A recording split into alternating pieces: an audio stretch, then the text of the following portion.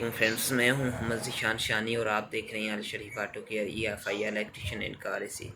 तो प्यारे दोस्तों, आज की वीडियो 1SZ इंजन है, बेल्टा प्लाड्स और विट्स के अंदर ये इंजन आया है। 4 सिलेंडर इंजन है। ये कंप्यूटर जो इश्यू है 1SZ का, इसका जो है इसके अंदर जितने कंपोनेंट्स हैं उनको उनके नेम क्या हैं, ये आज की वीडियो में बताया। और अगली वीडियो इंशाल्लाह इन कंपोनेंट्स को चेक करने के बारे में बताएंगे और इससे आने वाली आगे मज़ीद अच्छी अच्छी वीडियो बनाएंगे, जिसमें आपको ये भी बताएंगे कि मोबिलाइज़र के IC को किस तरह रीडिंग इसके अंदर डाटा डाल के इसको ऑफ़ किया जाता है मोबिलाइज़र को। इसके अलावा मेन प्रोसेसर का क्या काम होता है ये भी बताएंगे, ट्रांजिस्टर के क्या काम है। मैंने अपनी पहली मेरी वीडियो अगर आपने अभी तक नहीं देखी, अगर चैनल को अभी तक सब्सक्राइब नहीं किया तो सब्सक्राइब करें और बेल आइकन को लाजमी दबाएं ताकि आने वाली हर वीडियो आप तक पहुंच सके। वीडियो को शेयर लाजमी कीजिए ताकि दूसरे दोस्तों भाई तक हमारी वीडियो पहुंच सके और उनका भी फ़ायदा हो। आने वाली वीडियो इससे भी अच्छी वीडियो होगी जिसमें मैं ये कंपोनेंट्स को चेक करने का तरीका बताऊँगा।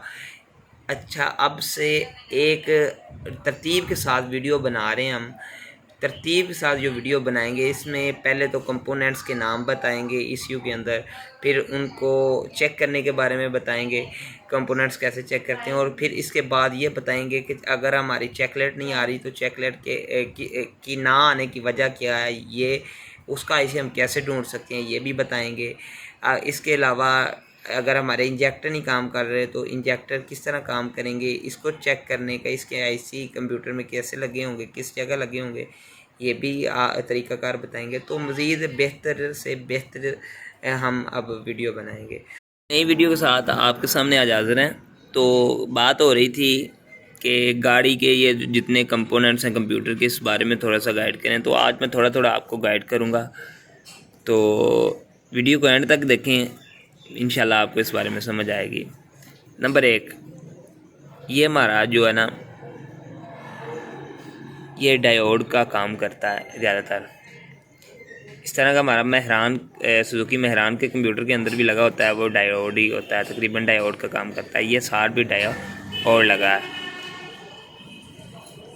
इससे इसका ये होता है कि इसकी एक साइड पे प्लस होता है और एक साइड पे नेगेटिव होता है, और ये दोनों को आपस में मिक्स नहीं होने देता, मैच मिलने नहीं देता।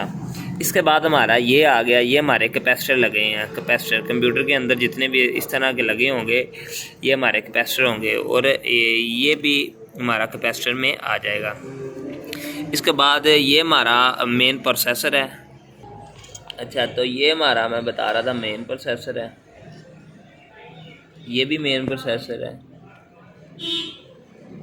ये हमारे सारे प्रोसेसर हैं जो हमारी ECU को कंट्रोल करते हैं। इसकी जितनी भी करंट वगैरह है, 5 वोल्ट वगैरह, ये उसको कंट्रोल करते हैं। अच्छा, कैपेसिटर के बारे में भी बता दिया, डायोड वगैरह के बारे में भी बता दिया, मेन प्रोसेसर के बारे में बता दिया। ये हमारे जो लगे हैं, ये लगे हैं हमारे ट्रांजिस्टर मोस्फेट। ट्रांजिस्टर ये हमारे लगे हैं ट्रांजिस्टर।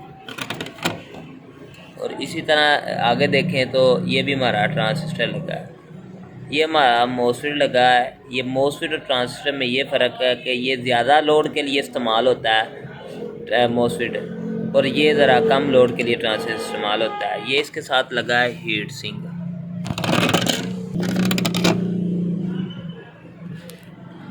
ये हमारा साथ लगा है इस ट्रांजिस्टर के, इसको ठंडा करने के लिए, इसको कहते हैं हीट सिंक। ये ज़्यादा हीट होता है, ज़्यादा इसे काम लिया गया होता है, जिसकी वजह से ये हीट होता है, और इसकी हीट को कंट्रोल करने के लिए हमें ये साथ में हीट सिंक लगाते हैं। इसके बाद आ जाते हैं, ये हमारे 2 लगे हैं IC। ये IC हमारे इंजेक्टर को कंट्रोल करते हैं। जब हमारी गाड़ी के 2 इंजेक्टर एक वक्त काम छोड़ जाते हैं तो ये ऐसे IC हैं, एक ख़राब होने से हमारे 2 इंजेक्टर काम छोड़ जाते हैं। एक IC से हमारे 2 इंजेक्टर काम कर रहे होते हैं। इसके बाद इसको हम कहेंगे EEPROM।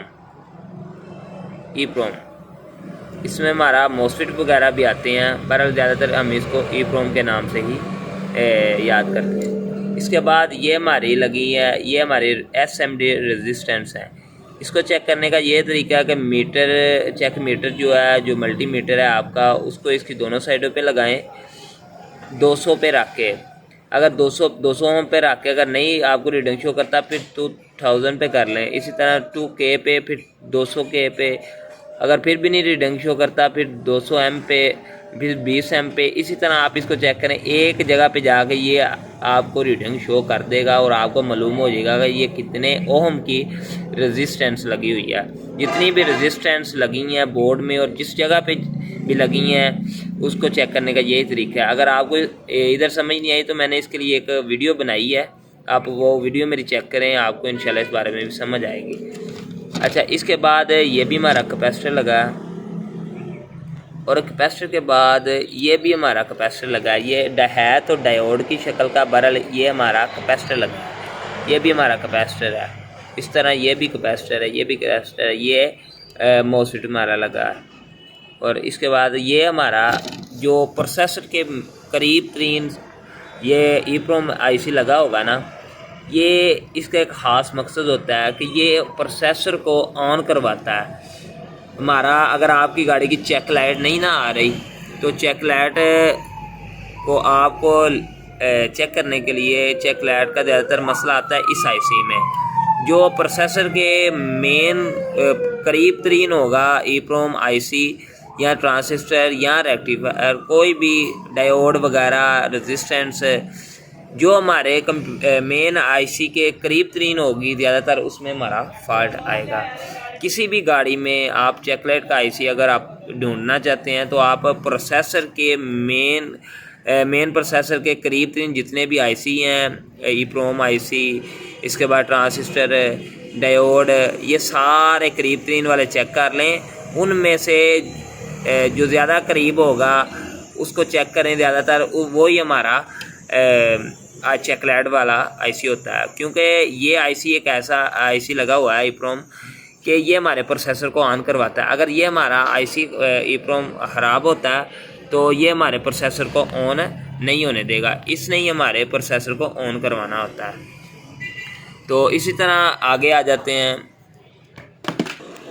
इसी तरह ये हमारा लगा है ट्रांजिस्टर, NPN है, ये PNP है। इसी तरह हम इस जगह पे नेगेटिव लाइन रख के इन दोनों साइडों पे प्लस रखेंगे। अगर हमारा ये ट्रांजिस्टर शो कर गया रीडिंग तो ये हमारा इधर नेगेटिव रखेंगे तो ये PNP होगा। अगर इधर पॉजिटिव रखेंगे तो ये NPN होगा।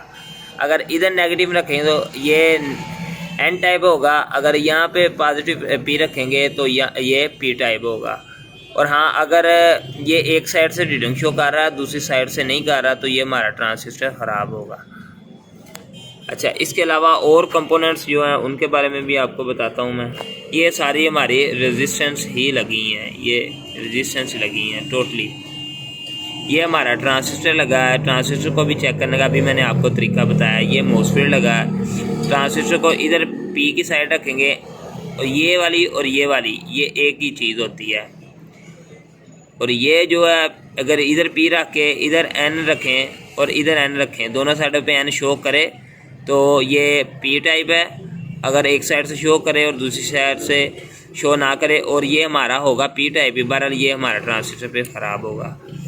तो वीडियो को इसी तरह वीडियो को एंड तक देखा करें ताकि आपको इस बारे में समझ आ जाए।